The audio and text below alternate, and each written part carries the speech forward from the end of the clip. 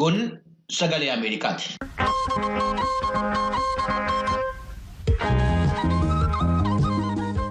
Sagaleen Ameerikaa wixataa hamma jimaataatti galgala keessaa sa'aatii 2:00 jalqabee amma sa'aatii 3tti meetirbaandii 22, 25 fi 31 irratti Waashintan DC irraa kan dabarsu sagantaa Afaan Oromoo amma jalqaba.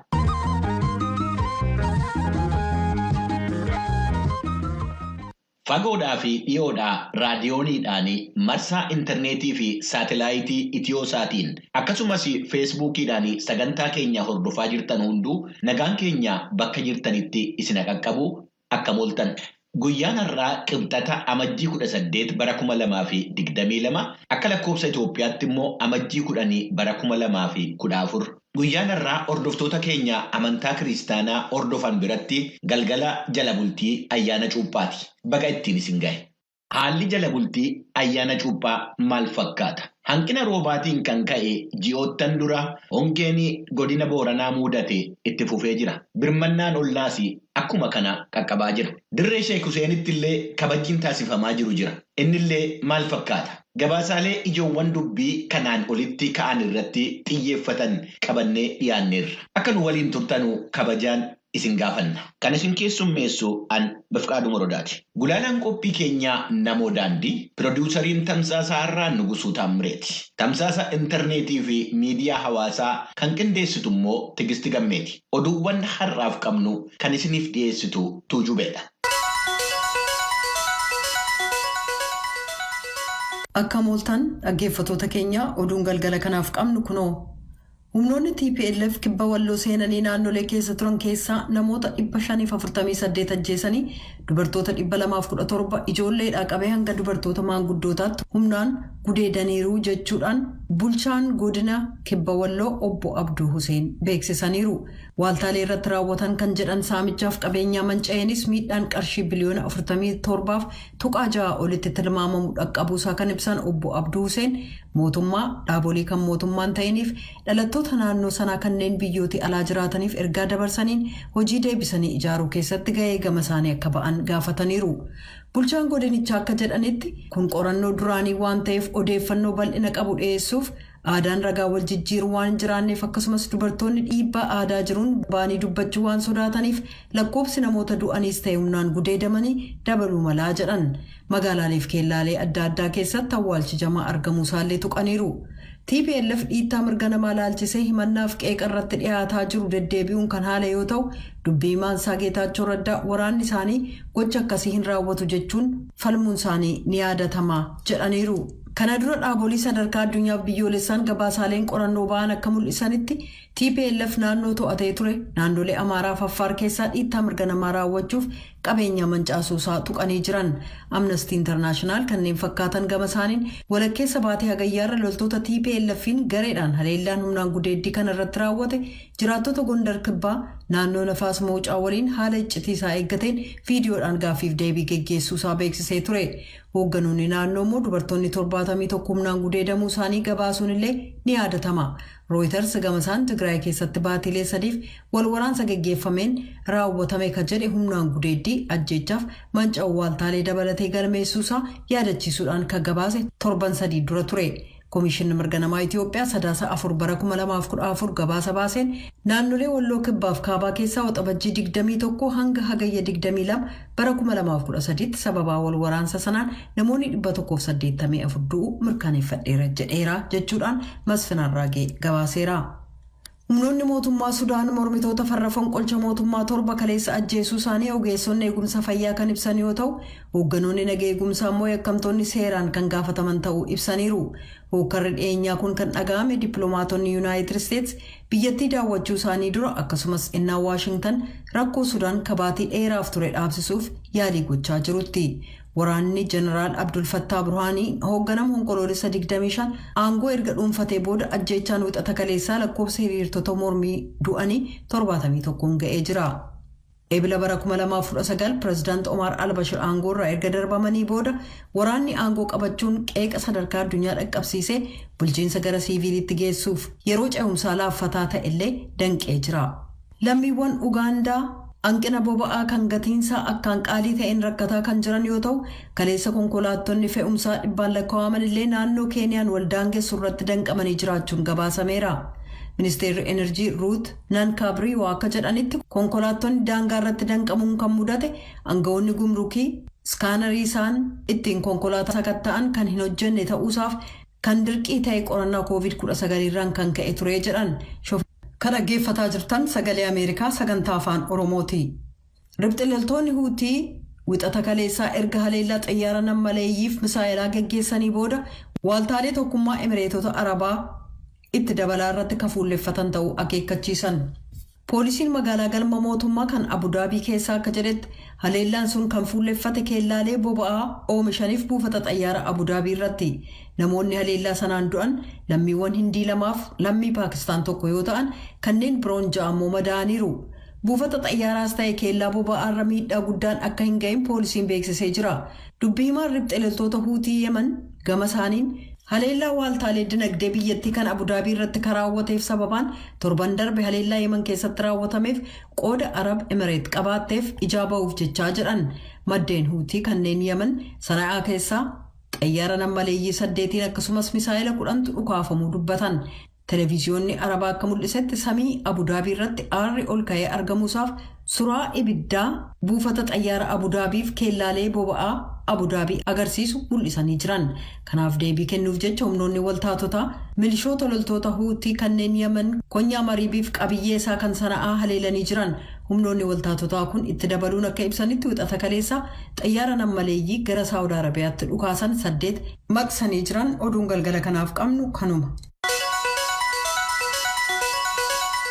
Kan dhaggeeffachaa jirtan Washington DC irraa kan isinii darbu sagalee Ameerikaa sagantaa afaan Oromooti.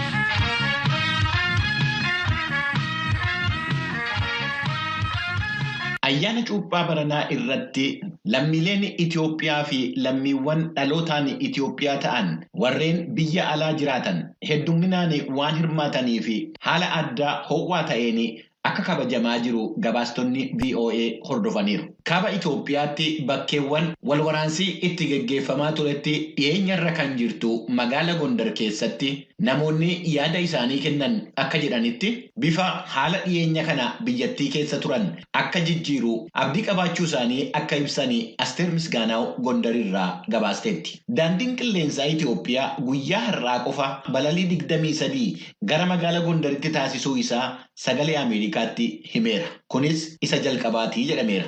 Sirna jala bultii cuuphaa har'a magaala Finfinnee keessatti geggeeffamaa jiru ilaalchisee immoo Tsahaay Daamxoo hordofuudhaan gabaasa ittaanu dhiyeessiteetti.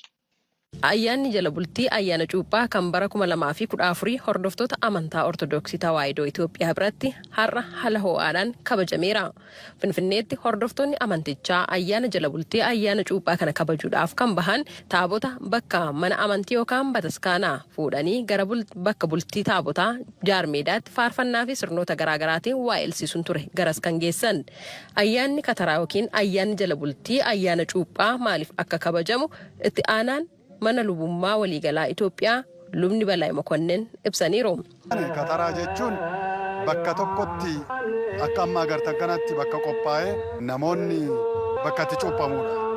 Cuuphaan kun immoo Gooftaa Yesuus Kiristoos Galiiladhaa gara Yordaanos dhaqee waan cuuphameef akkuma san taabonni hundi bakka bulanii Beeta Maqdasii keessatti ka'anii gara Yordaanos dhaqanii achi bulanii cuuphaan geggeeffamaa jechuudha. Kadhannaan geggeeffama. Kataraan Gooftaa Yesuus Kiristoos Galiiladhaa gara Yordaanos dhufu eebbisaa, barsiisaa, nagaa buusaa ture. Nus immoo akkuma san taabonni yoo ba'u qa'eedhaa karaan irra deemu sun eebbifamaa deema. Tokkummaa agarsiisa. Barnoota kennaa jechuudha. Lubni Balaay amantoonni yeroo ayyaana kana kabajan fakkeenyummaa Kiristoosiin hojiitti hiikuu qabu jechuudhaan ayyaanni baranaa wantoota adda godhan qabaa jechuun eeraniiru. Tokkoffaa lola keessa ture. Isa keessaa ba'aa jirra. Qabeenyi barbaadaa ture. Isa keessaa ba'aa ture. Kan biraa biyya alaati dhalattoonni Itoophiyaa ta'ee faranjoonni waamichi godhamee biyya kana dhufee waggaa 10-20 ol 30 biyya alaa turre cuuphaan agarree baran hin qaban jedhee warri gammadu adda namoonni keenya biyya alaatti dhufee biyya adda as Finfinnee qofa odoon ta'in kaan Gondar gara kaabaa kibbaa Itoophiyaa keessa faca'aniiru. Kuni adda godha. Kan biraa ammas immoo bakki kunitti haala addaatiin qopheessine jaalmeedatti nuti baran qarshii miliyoona hedduu baasneet miidhagsinee qopheessinee irraa jechuudha. Hordoftoonni amantichaa ayyaana jala bultiis ta'e ayyaana cuuphaa wayita kabajanitti of eeggannoo COVID-19 godhamuu qabu sirnaan raawwachuu akka qabanis dhaamaniiru. Wanni jennu COVID kanarraa akka of eegan namni maaskii godhachuu qaba. Walitti hafuura baafachuu qabani. Harkaanillee baay'ee wal tuttuquun barbaachisu. Ammallee badeen qixxoofne dhukkubni kun. Kanaaf waaqni nu eeguun akkuma jirutti ta'ee waaqa biratti immoo of eeguun barbaachisaadha. Kuni ajajuma rabbii keenyaatti. Waaqaa gaditti namni of eeguu qaba. Kanaafuu dhaamsina ni dabarsu of eegaa, maaskii godhadhaa, saanitaayizarii dibadhaa. Kana keessa rabbi sinaa baasu. Ayyaanni jala bultii ayyaana cuuphaa kan bara 2014 haala ho'aadhaan kabajameera. Guyyaa boruu immoo ayyaanni cuuphaa ni kabajama. Sagalee Ameerikaatiif Tsahaay Daamxoo Finfinneerra. Kun sagalee Ameerikaati. Hanqina roobaatiin kan ka'e ji'oottan dura hongeen godina Booranaa mudate itti fufee jira. Birmannaan ollaas akkuma kana itti fufee jira. Godinaaleen naannoon sabaaf sablammii uummattoota kibbaa Itoophiyaa gargaarsa dhiyeessii margaa fi maallaqaa taasisaa jiru. Achirra darbuudhaanis beelladoonni hawaasa Booranaa daangaa isaanii keessa seenanii akka marga dheedanii gochuudhaan bira dhaabbachaa jiru. Waa'ee kanarratti gabaasni Yoonaataan Zabidiyoos qopheesse akka ittaanutti qindaa'eera. Bokkaan yeroo isaa eeggatee waan roobuu didee fi Boorana keessatti hongeen hammaatee qabeenya biyyaa irratti keessumaa immoo beelladoota irratti miidhaa guddaa akka geggeessaa jiru gabaasamee jira. Akka rakkinichi miidhaa caalaa hin geessifneef jechuudhaan gargaarsi biyya keessaa fi alaa taasifamaa ture. Ammallee itti fufeera. Horiiwwan waan nyaatan dhabanii fi marga waan dhugamu kan dhabaniif immoo dhiyeessi bishaanii taasifamaa jira jedhameera. Gargaarsi uummata Booranaatiif taasifamu kun ammas karaa adda addaatiin itti fufeera. Jiraattonnii fi bulchiinsi sabaa fi sablammii uummata kibba Itoophiyaa warreen ollaa Booranaa ta'anii dhiyeenya kana gargaarsa addaa taasisaniiru. Gabaasni Yoonaataan Zabidiyoos hawaasarraa VOA'dhaaf qindeesse akka ibsetti godinni Gede'oo daangaa isaa banuudhaan looniiwwan Booranaa 60,000 lakkaa'aman akka seenanii marga dheedanii eeyyameera. Godina Gede'ootti kantiibaa magaalaa Gadab kan ta'an obbo Mihiratuu Tafarii akka jiranitti aanaa Gadab keessatti looniiwwan Booranaa 10,000 ol ta'an akka marga dheedanii taasifameera. ቶቹ በተለያየ ጊዜ ነው የመጡት ኦልሞስት ከአንድ ወር በላይ ሆኗቸዋል። አንደኛ ግጦሽ መሬት አለን በቂ ይህንን ከማህበረሰቡ ጋር በመነጋገር ቤላዶን ኩን የሮ አደዳት ዱፈን ኤገ ዱፉ ጀልቀበኒ ጂአ ቶኮ ተየራ ለፈጤዳፍ ተው ጋቀምና ድምቻ ዋሰ ኬኛ ወጂ መሪያኔ በከ ቤላዶን ዋሰ ኬኛ ዴዳን አደባፍኔ ኢሳፈሞ አከሳን ዴችፈተን ጎኔ miidhaan biraan akka isaan irra hin geenyes eegumsa akka taasisamuuf hidhattoota naannoo ramanneefii jirra. Ammaaf margi ga'anis ni jira, horiinis bayyanachaa jiru. Jedhan obbo Mihiratuun bulchiinsi godina Gaamoo gama isaatiin marga beelladootaa fi ta'uu fe'uudhaan gara Booranaatti geessuu isaa bulchaan godina Gaamoo obbo Biraanuu Zawudee akkana jechuudhaan sagalee Ameerikaatti himaniiru. ይዘን የሄድነው ድጋፍ ከብቶች መኖ ነው። በመጠን 195 ቶን የሚመዝን በ25 gargaarsi nu fuunee deemne nyaata horiiti. Toonii 100 fi 95 kan madaalu konkolaattota fe'iisaa 25tti feeneeti kan geessine. Nyaata beelladootaaf baay'ee gaarii ta'e asii walitti qabnee fuunee deemne jedhan obbo Biraanuun. Itti dabaluudhaanis horiiwwan Booranaa gara bulchiinsa Gaamootti geessanii tursiisuudhaaf yaadni yaadame mijaa'uu didus margi ga'aan waan godina Gaamoo keessa jiruu fi fuuldurattis gargaarsicha akka itti fufan dubbatanii tola ooltonni biroos yoo fedhii qabaatanii gara Gaamoo dhaquudhaan marga nyaata horiitiif ta'u fe'uu akka danda'anii himaniiru. Kan nu kakaase akka sabaatti waliif yaaduu qabnaa yaada jedhuudha kan jedhan obbo Biraanuun yeroo adda addaatti rakkina ollaa mudatuu fi walii birmachaa ceenee as geenyeerraa jedhan. Bulchaa itti aanaan godina Booranaa obbo Abdusalaam Waariyoo bokkaan gannaa fi hagayya keessa roobuu qabu waan ittoo hin roobin hafeef godinicha waan hongeen mudatee fi beelladoonni miidhamaa akka jiranu ibsaniiru. ጀነራሊ ስናይ ከ106,000 በላይ ከብቶች ሞተዋል። አርብቶ አደሩ በዚህ አካባቢ ሳርም ውሃም ስለሌለ ወደ አጎራባች ዞኖች akka waliigalaatti yemmuu ilaallu horiin 100,000 fi 6,000 du'aniiru. Naannoo kana bishaanii fi margi waan hin jirree fi horsiisee bultoonni gara godinaalee ollaatti, gara gujiitti, gara aanaa daawwaatti, malkaa sodaatti, buullee horaatti walhidhatee jira. Gara naannoo kibbaatti, gara koonsootti, gara burjiitti akkasumas gara godina geeyyootti baqatanii jiru. Amma ammatti hawaasnis ta'e caasaaleen mootummaa warreen buqqa'anii garas deeman haala gaariidhaan keessummeessaa jiru. Jedhan obbo Abdulsalaam. Akkasumas godinni Konsoo fi Burjii gargaarsa taasisuu isaanii himanii godinni Gede'oo nyaata horii fi kan namaatiifis akka ta'u gargaarsa birrii miiliyoonii 6 gumaachuu isaanii himaniiru obbo Abdulsalaam dabaluudhaan. Beelladoota balaa hongee kanaan miidhamaa jiranii fi gargaarsi nyaataa fi bishaan dhugaatii karaa adda addaatiin taasifamaa jirus dhukkuboowwan hongeedhaan walqabatanii dhalatanuun horiiwwan waan miidhamaa jiranuu fi gargaarsi qorichaa akka barbaachisaa ta'e jiraataa aanaa Dibulqee akka ta'an kan himanii qotee bulaa godii Maalchaa dubbachuu isaanii kan eere gabaasni Yoonaataan Zebidiyoos beelladoowwan miiliyoonii 6 akka qabu kan beekamu godina Booranaa keessatti amma ammaatti loon 100,000 fi 6,000 fi kotte duudaan 1,500 du'uu isaanii akka barame ibseera.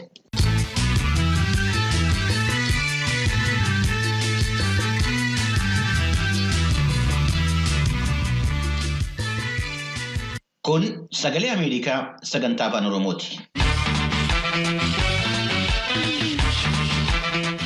Dirreen Sheek Huseen bakkeewwan hawwata tuurizimii Oromiyaan qabdu keessaa isa tokko. Godina Baalee Bahaatti kan argamu bakki seena qabeessi kun umurii waggaa 900 olii kan qabu yoo ta'u, maskiidota Sheek Huseeniin ijaaraman dabalatee hambaalee seenaa qabiyyee hedduu of keessaa qaba. Waggaatti yeroo 2 kabaja ayyaanaa kan qabu bakki kun har'aa kaasee guyyoottan 15 fi ji'a dhaloota Sheek Huseen ilaalchisuun cidharra jiraachuu isaa Sheek Kadir Haji Ahmed abbaan karraa dirree Sheek Huseen VOA'tti himaniiru. Galmoo Daawwitii qophii keenya torbanii waa'ee uummata Oromoo kana beektuu laata jedhuu fi gabaasa ittaanu qindeesseera. Aanaa Janaa, Dagalee, Baaroo kun hunduu moggaasawwan dirree Sheek Huseenitti hiika qabanii jedhu Sheek Kadir Haji Ahmed abbaan karraa dirree Sheek Huseen. Dirreen Sheek Huseen bakka seena qabeessa namoonni biyya hambaa dabalatee daawwatan Oromiyaan qabdu keessaa tokkoo fi isa hangafa. Kan argamu aanaa gololchaa godina Baalee Bahaa keessatti. Haji Abdunnaasir Ahmed jiraataa fi itti gaafatamaa iddoo hambaa dirree Sheek Huseen. Jaarraa 11ffaa irratti akka lakkoofsa Habashaa biyya keenyaa kanatti hundaa'ee amma immoo gara waggaa 900 gara 1,000tti deemee jira. Kasirratti hundaa'e Sheekana Huseen hundaa'e Sheekana Huseen kun diin Islaamaa irratti barsiisaa turanii. Itti diin Islaamaa kana barsiisan nama amantaa hundumaayyuu qabu. Zaman isaanii san keessatti sabaaf sablammoota hedduu gara afaan 66 warra dubbatu barsiisaa turame Itoophiyaa keessatti jechuudha biyya keenya tana keessatti. Bakka kanatti barnoota amantaa kabarsiisaa turan Sheek Huseen boqonni isaaniis asuma keessaa jedhu. Haji Abdunnaasir yoo waa'ee bakka hamba seenaa Finfinnee irraa kiiloomeetira 600 ol fagaatee jiru yoo dubbatan. Laga Inaageetii fi laga Waabee jedhamu kanaan marfamtee jirti. Lafa ishee waliin qabatee kan manni irra jiruu fi Bafarzoonii fi Korniyaa zooniin walitti dabalatee gara qalaadii 40 jechuudha. Ijaaramni hambaa sanii kan ijaaramee feerroon keessan jiru, simintoon keessan jiru, dhagama biyya kana argameen nooraadhaa fi haashii kana walitti makaniitti dhagaa jidduu kana kaa'uudhaan ijaaramee jechuudha. Miidhaginni amma achirratti argamu kun jechuudha. Manneetiin ijaaramanii jiran kun hagam ta'u? Amma manneetiin asirra jiran masjidni gara masjida 10tu jira. Masjida 10 kana keessaa masjidni tokko masjida Nuuraa Huseen jedhama. Masjidni sun kan itti salaatamu harka Sheekana Huseen kan ijaaramee kan umriin isaa amma waggaa 989 gahu jechuudha. Umriin isaa masjidni sun. Masjidoonni akkasii kan waggaa 300tu jira, kan waggaa 250tu jira. Irraa xiqqaan masjida ganda kana keessa jiru ka waggoota isaan ijaaraman malee gara maskiinni 8 waggaa 200 ol umriin isaa kan ta'etu jira jechuudha. Ijaarama akkasii qabdi jechuudha. Sheek Kadir Haji Ahmed abbaa karraa dirree Sheek Huseeni. Gaheen abbaa karraa yeroo hunda abbaa karra sheekana hojii kana itti gaafatamaan isa ayyaana dhufu kanaaf biyya hundarraa dhufa namni uummata dhufu kana hunda keessummeessu ajaa isaanii beekee du'aayii godhee eebbisu ka eebbifame milkaa'ee galatuun deebi'u hojiin abbaa karraa keessummoota dhufan hunda simachuu laafinnanni guddaan isa jira jechuudha. Abbaan karraa kun achitti filatamu sayyid al-aarifii namatu jaalatan sheekana hoseerii galatu nama karaamaa guddaa qabu kennaa rabbii nama qabu karaamaa qabanii karaamaa isaantu namaa kennaa achitti filatamuun kun karaamaa qabachuu aangoo guddaadha jechuudha. Aangoon argamne kennaa rabbiiti nama rabbi dhaabee bakka san dhaabata nama kana ammoo kadhaabu rabbii gartee uummata jaalachiisu karaamaa abulaa sheekana huseenii. Dirreen Sheek Huseen waggaatti yeroo 2 ayyaana keessummeessus qaba. Tokko yeroo ayyaana Arafaa kan gaggeeffamu yoo ta'u, kaan ammoo har'aa kaasee guyyoota 15f kan itti fufee gaggeeffamudha. Ayyaanni irra jiru kun Zaaraa Galgala Goobanaa jedhama maqaan isaa. Zaaraa Galgala Goobanaa jechuun gaafa guyyaa isaan dhalatantu baatii kanarraa gaafa buluu 15 dhaloota isaaniitti gaafa isaan dhalatan. Gaafa isaan boqotanillee ji'a kana galgala kana sheekana Huseeniin. Guyyaa kana wanni jedhanii kadhatan karra irratti dhoqqoo akaabiraa jedhan achirratti walga'inna achirratti walga'e dura gartee yaa rabbi salaamaa nu baas yaa rabbi biyya keenya nagaa godhe rooba kadhanna lolli haa badu jenna ilma dhabeetu dhufa eegasii du'aayii goona baanoo jedhama idan harifin allahumma arham sheekuu seenoo jennee du'aayii isaa bu'amna achirratti eebba kennama ka ilma dhabeen argata ka fayyaa dhabeen argata ka imaan hajame waan hajamte argatu jenna akkasitti argata gaafa ji'a hajaan sun naataatu jedhee deebi'ee galatu himatu. Eessaa dhufu namoonni ayyaana kana irratti hirmaatanii? Tokkoffaan Baalee, lammaffaan Diidaa, Ameerikaan irraa warra dhufu jira, Chaayinaa irraa dhufti, Faransaan hin jaalatti, sheekana Huseeniin itti amatti, warra karaamaa qabu, kan awulee qabu mara keessa jira. Kana keessa ammoo yoo barbaadde biyya Itoophiyaa sana keessa namni asirratti hin dhufne hin jiru mul'u. Akka bulchiinsi aanaa gololchaa jedhutti amma ayyaana kana irratti argamuuf keessummoota 100,000 lakkaa'amantu dirree Sheek Huseenitti argamu. Hirmaattonni kun amantaa garaagaraa irraa yoo ta'an dagalee yookaan immoo bakka qubannaa isaaniif qophaa'e keessa qubatu. Dirreen Sheek Huseen ijaarsii fi qabiyyeen isaa bareedaa ta'ee jiraatus ammas daawwannaadhaaf ooluudhaaf daandiin bishaanii fi kan kana fakkaatan dhabamuun rakkoodhaa jedhu abbaan karraa Sheek Kadir Haji Ahmed. Obbo Shallamee Tacaanee hoogganaa waajjira koominikeeshinii aanaa gololchaa ayyaana kanaaf namoonni hedduun dhufaa jiraachuu himanii kanaaf bishaan konkolaataan akka dhiyeessaa jiran humnoonni nageenyaa immoo naannicha eegaa akka jiranii kan isaan dubbatan. Daandiin isuma cirrachaa duraan waggoottan hedduu dura hojjetameyyuu cicciteeti yeroo ammaa kana tajaajilaan ala ta'ee hawaasa rakkisaa kan jiru hamma danda'ametti dhaabbata suphaa daandii federaalaa waliigallee iddoolee murteessoo ta'anii fi balaadhaaf saaxilamoodha jennee ittaman yeroo ammaa kanatti iddoo muraasa ta'e suphaan geggeeffamaati jira. Haa ta'uti daandiin ispaaltii dalloo Saafroo kaasee hanga dirree Sheek Huseen jedhamu dhaabbata Chaayinaa tokkoof kennamee yeroo ammaa kanatti kaambii ijaaranii gara daandii hojjechuutti seenatii jiru. Obbo Shallameen daandiin kun yoomitti akka xumuramu garuu wanti isaan himan hin jiru. Baay'ee daraara basuu lamaa hin qaqqabe keessa namaa baatanii haja abbaan dadhabee Sheek Huseeni hoo sayyida jaalalloon sayyida jetteeni gawsii kanaan namni waa jetteeni yaa sayyida onneen siya gab jetteeni Sheek Huseeni hoo jedhee waa bakkanatti. Tole ayyaa ta'u ayyee guddaa galatoomaa Sheek Kadir ayyaana gaarii isiniif ta'u of kolaa isiniin jedha. Eegsii wajjumaanuu nuufi isinillee. Gabaasa Sagalee Ameerikaaf Galmuu Daawit Finfinneerraa.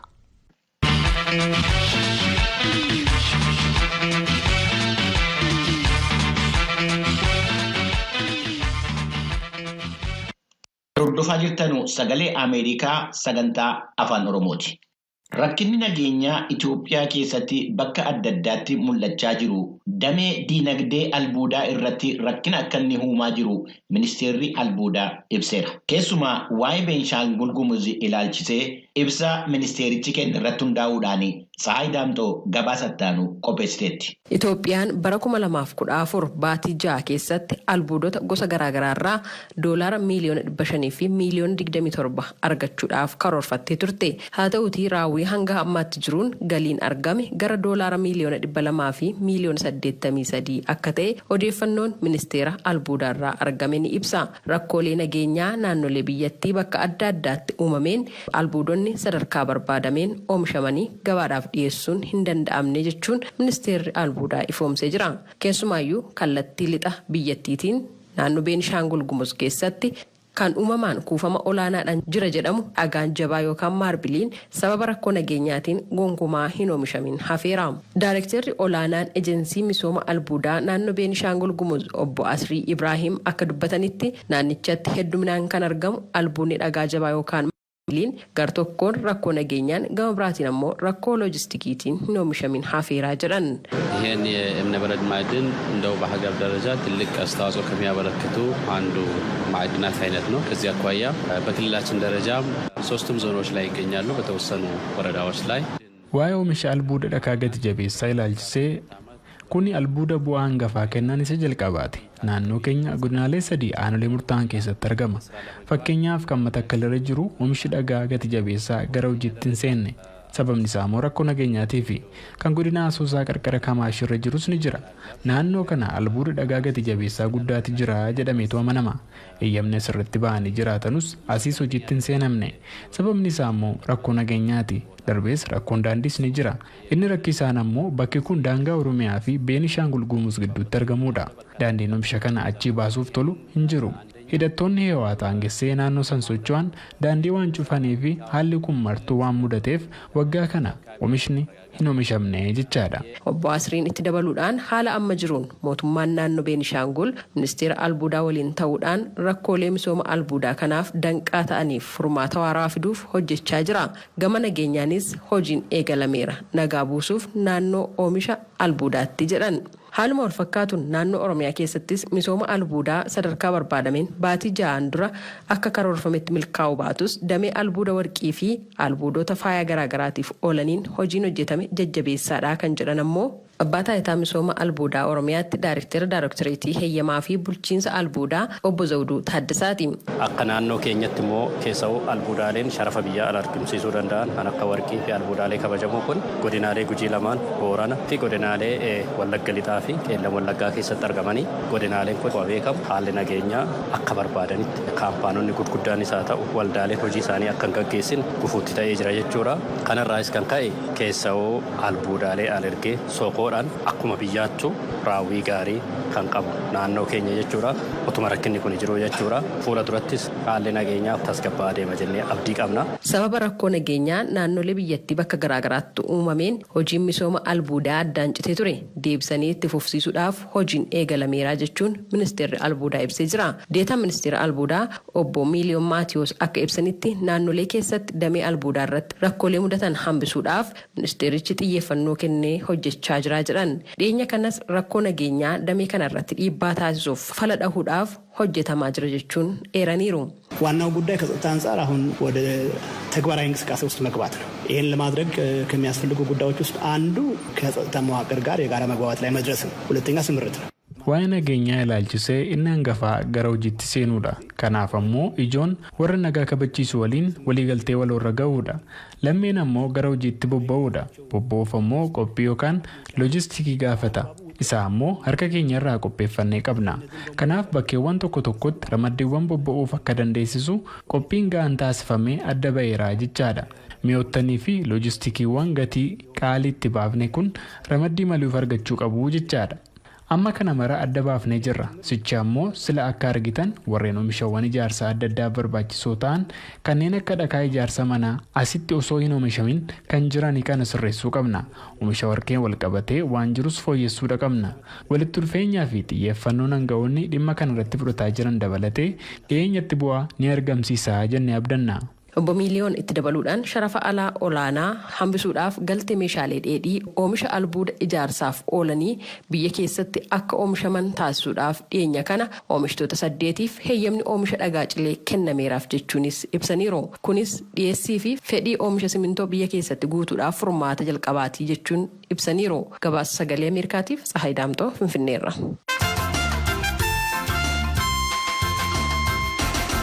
Sagaleen Ameerikaa galgala keessaa sa'aatii 2:00 jalqabee amma sa'aatii 3tti wixataa hamma jimaataatti qophii afaan Oromootiin dabarsu asirratti raawwata. Hordoftoota keenya sababa of eeggannoo COVID-19tiin addaan citee kan ture tamsaasni keenya kallattii karaa televezyiinii guyyaa boriitii jalqabee itti fufa. Qophii keenya borii